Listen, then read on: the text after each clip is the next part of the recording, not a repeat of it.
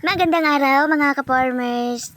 Kumusta po kayo? Ngayon po nandito ako sa aking mga tanim. Ayan po magaganda ng aking mga talong. Kung napanood niyo po ang unang video ko sa pagtanim ko nito. So ngayon ayan, very happy na po ako kasi namumulaklak na po ang aking mga talong. Malapit na makakapitas ng talong. So ngayon nga po ayan ang aming dating ampalayahan. Bubungkalin na naman namin.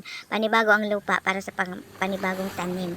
At ngayon nga po guys ay maglalagay ako ng pataba sa aking mga bagong tanim na sitaw kasi isang linggo na siya nung naitanim mula sa buto. Kaya kailangan na siyang abonuhan guys.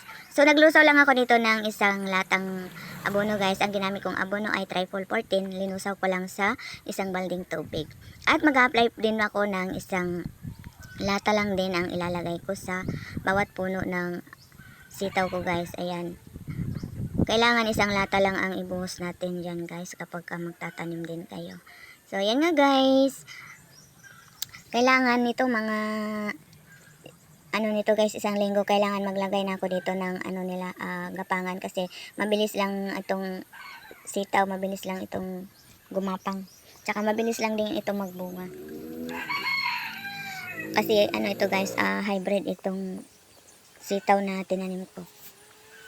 And then nga guys, mamaya pagkatapos ko maglagay ng abono ay i-sprayhan ko siya ng kasi marami ng guys, insekto.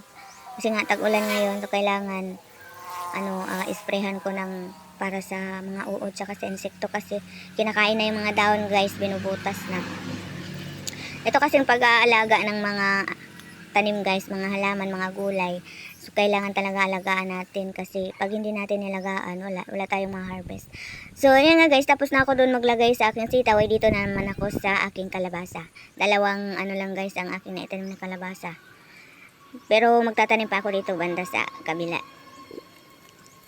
So ayan guys, nilagyan ko rin ito ng pataba kasi kasabay itong itinanim ko ng sitaw.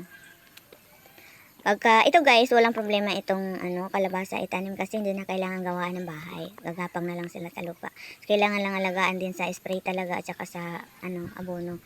Kasi ang pagtatanim nga guys, kailangan alaga din sa abono sa pagpakain ng mga sa kanila para maging maganda at maganda rin ang bunga.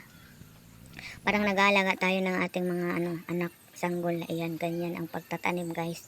Kailangan alagaan din, 'di ba guys? Kasi pag hindi nalagaan, wala tayong ma-harvest, wala tayong maaani, sayang ating mga puhunan. So yan, tapos na nga ako guys maglagay ng abono sa aking mga tanim. At sunod ko na magagawin ay nag-mix ako ng pang-spray. Yan, para mag-spray sa tanim. Kasi kailangan sprayan talaga guys. Dahil nga ay kinakain na ng mga insekto at uod ang aking mga sitaw at saka yung guys, kalabasa. Kaya kailangan talaga sprayan kasi sayang. Pagka hindi nisprayan, wala. Ang pagod natin, sayang lang.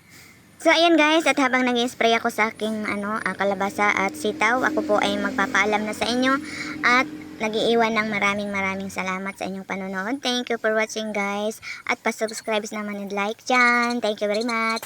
Bye bye! Hanggang sa muli!